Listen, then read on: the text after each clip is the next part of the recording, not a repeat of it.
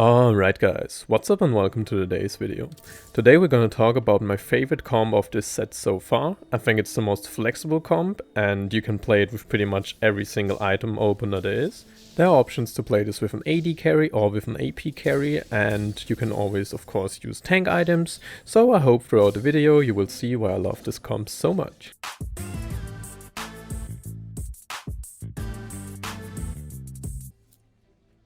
Alright, so as always we start here at the first Augment selection, and there wasn't really much of a choice for me. It's just pretty obvious that it's Thrill of the Hunt. I think Tome is just too slow for me personally, and the other thing that's just way too far away. Like enchanters are not that amazing anymore anyway, I think, or at least this Augment, because there's no Jenna anymore. So Thrill of the Hunt is really good in the early game, especially since it's flat HP and not some percentage of the damage.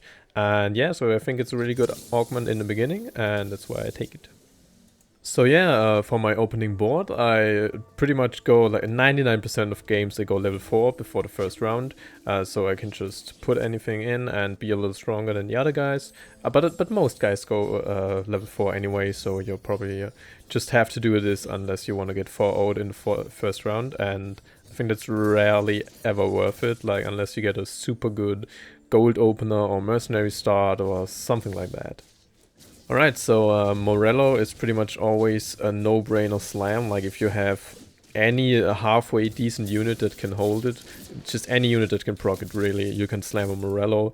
It's gonna fit in pretty much every comp. Like there's always one unit that can hold it. It's a really strong item, and yeah, so if you have the components, just slam it. It's really good. So the other thing I was thinking about here was to put in these two bodyguards with the Blitzcrank to activate Scrap for my Ezreal with the glove. But I think Chemtech is just a little bit stronger right now because Sag is really good and Singed is my Morello holder, so I want these two guys to be as strong as possible. So yeah, I did mention that you can play this comp with pretty much every item opening, and that's pretty much what you see here. I have a random Morello on Singed. Morello is gonna go on Seraphine later, obviously. I mean, if by now you haven't guessed it, we're gonna play Innovators. Yeah, so the AP items go on Seraphine, and for the AD items, you just put them on Ezreal, and later on you will transition to a higher cost carry. So there are pretty much two options, and of course you would prefer to have a Jace with your AD items. Backline Jace, really good. But you're probably not gonna get that, and especially not on level 7 when you first have to roll down a little bit. So what you want to do is probably find a Jhin, because I think Jhin fits in this comp really nicely, and he's a strong unit, and especially with the B patch coming, Jhin did not get nerfed, you know, and they nerfed pretty much everything else, so you know, comps that like to fight on for a little bit, just like snipers and Innovator, they are probably gonna be really good. And yeah, we did high roll the Seraphine on level 5 here. I know that's kind of crazy, but you don't have to click away. I know this is, as always, a high roll example of one of the comps that I want to showcase, but I will explain everything around it, you know, how you usually want to play it and so on, so don't worry. So yeah, but in this example, of course, we're going to put it in, and we're going to put in the Echo for the Innovator. And I wanted to put in Poppy over the Twitch because Echo doesn't have any items anymore. He's not going to be my Morello holder since I high rolled the Seraphine. And so I don't really need the Assassin buff, but I'd rather have more frontline. So I want to have the two bodyguards and buy some time for my Ezreal and my Seraphine to do their thing. So of course this is a really good setup, and I should probably win a lot of games now. And so the goal will be to level next turn, as pretty much always. You always want to go level 6. I mean, there's pretty much no case where you wouldn't want to do this. And since I have more than 30 gold but not 40 gold, I will roll here a little bit, and I also have the hope to find 5 Innovators, which would just be amazingly strong right now. And that's exactly what happens. And there's also this Braum here, so we have this random Blitzcrank, but we already have 2 scrap from Echo and Ezreal, so we don't need a scrap from Blitzcrank. And Braum is such a strong unit, so there are a couple of focused units that you pretty much always want to pick up. And I think Braum is one of them, and if you get him early, just pick him up and play him. He's in this stage of the game, he's probably always gonna ult, so there's a lot of value to be gained here. Okay, so here's our second augment choice. I don't really like Luden's Echo this late into the game, or second or third augment. It's good as the first augment, but not so good later on because it's just some flat magic damage. So I didn't really want to take it. And Cybernetic Implants, it gives AD, and since we already have Morello and Seraphine, I'm leaning more towards getting AP items for her instead of AD items. So I just take the keepers. It's the most, flexible. It keeps all the options open to play more around Seraphine or to play around Jin or Jace.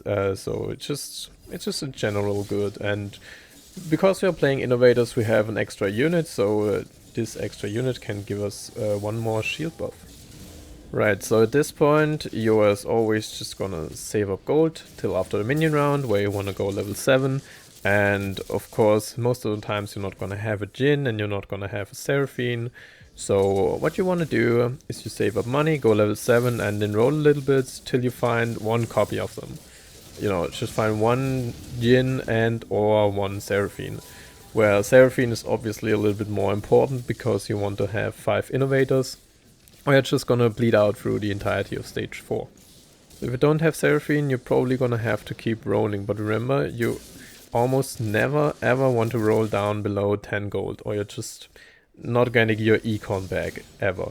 So roll it down, roll to 20 gold or roll to 10 gold if you have to. If you're still bleeding out after 1 or 2 rounds, roll to 10 gold, try to find it, but if you're not gonna get it, then yeah, you're a little bit fucked, but you kinda have to just accept it and take the loss streak and try to be at least a little strong. But you can't roll down to 0 and in hopes to find 1 4 cost, because you're probably not gonna hit anyway then. And yeah, the game's just over. So be careful with that. Roll down, but you can do it over the course of 1 or 2 rounds and try to hit 1 or 2 4 costs that you need. So yeah, that's the general rule, but of course this game we're gonna deviate from that a little bit, because we already have the Seraphine and we have this Ezreal too as item holder. And yeah, Ezreal is strong enough to hold these items, and Seraphine is obviously pretty good. So there's not really much of a reason to roll here. We're not gonna hit Seraphine too magically, and we're not gonna, we could hit a Jin, but we can't really play him unless we are level 8, so yeah, there's no reason to roll here. Okay, so for the items, I think Bramble Vest is just a pretty good item. There was nothing else to really slam. And of course we're gonna make the crit combo for Jin later, or for Jace. And yeah, the cloak just goes on to Blitzcrank, so he can activate a scrap and get a tanky item like this round with the Declaw. Or ideally even make a Zephyr. And so yeah, cloak and scrap is pretty much always just Blitzcrank for me. Right, so this is a pretty crucial round because we're gonna lose this round, and this is like one point where you have to be a little bit adaptive.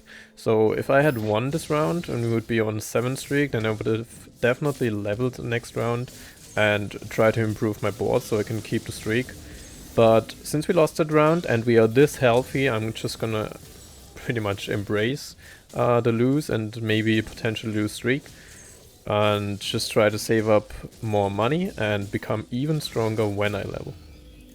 Right, so we're gonna lose this next round too, but as I said, it's fine. And so yeah, we're gonna level after a carousel.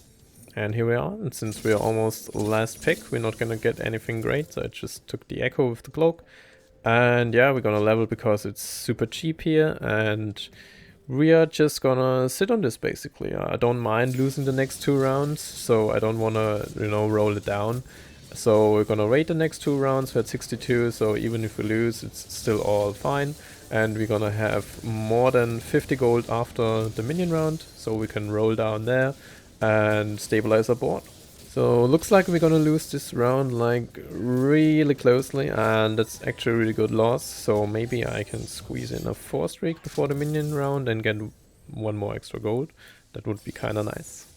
But before that, there's the third and final augment choice. So Triforce obviously useless, and so the other 2 I don't really like. Cybernetic Uplink is great, don't get me wrong.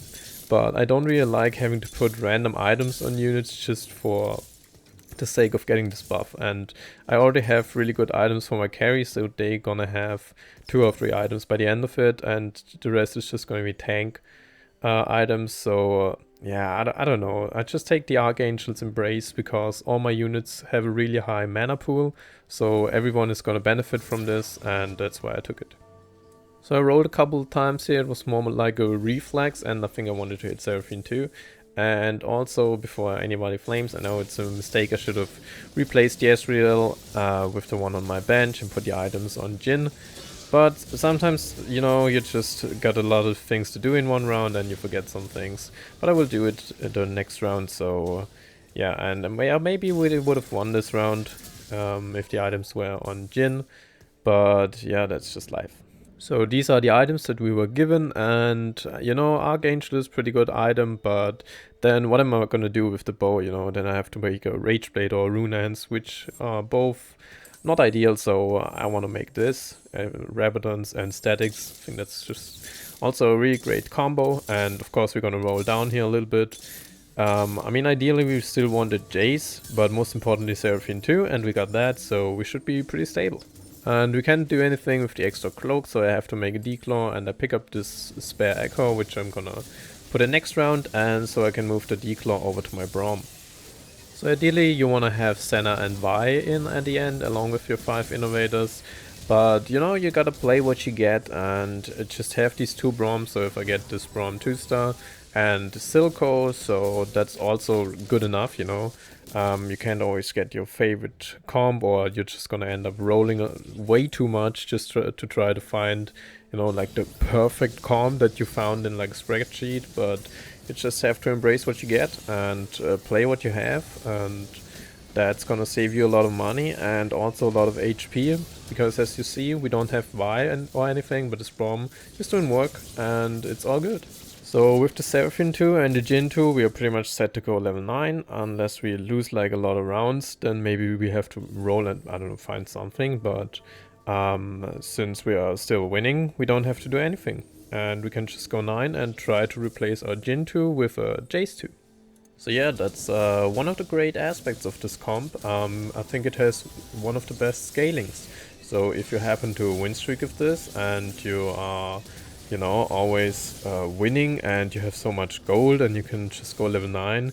This comp has so much scaling potential. You can put in the Jace 2 at 9, you can put in a Vi 2 as you see, you can put in like Silco even, maybe after nerf not so much, but yeah, you can put in Vi 2 and Jace 2 and Enchanters and everything, so you're just, it's such a versatile comp, you know. You have your AP damage, you have your AD damage, you have some tankiness with also the innovation, and you have some enchanters, some resistance, and yeah, that just makes it pretty much good against every comp. And you can corner for assassins, you know, you can play your normal front to back with all your units in the back line. It's really good with back foot with the augment, and yeah, it's, I don't know, there are just very few cases where you can't play this comp.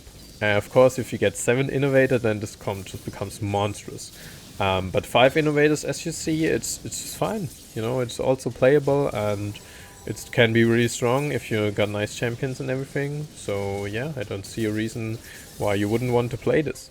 And it's also like a stalling comp, like you want to fight for a little bit. So as I said earlier, with the incoming B patch, these comps will become much more stronger again, and with that, innovators should be again pretty much on top of the leaderboard and on top of the charts, you know, like best comps.